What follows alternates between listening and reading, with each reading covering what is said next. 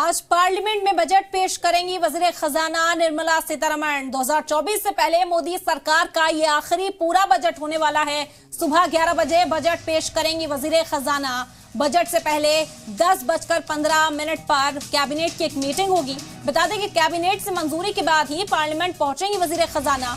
नौकरी पेशा को टैक्स स्लैब में बदलाव की उम्मीद है। इसी तरह आम लोग जो हैं उन्हें बड़ी उम्मीदें हैं। उम्मीदों का बजट इसका नाम दिया जा रहा है, क्योंकि जो आम आदमी है वो उम्मीद भरी निगाहों से इस बजट की ओर देख रहा है। क्या बदलाव आज के बाद मुल्क में देखने को मिलेगा, इस पर भी चर्चा जारी है। बड़ी खबर है, आज सारा दिन इस पर निगाहें टिकी रहेंगी कि आखिर बजट में क्या पेश किया जाता है। जब बजट का ये पिटारा खुलता है तो किसके हिस्से में कितनी खुशियां आती हैं।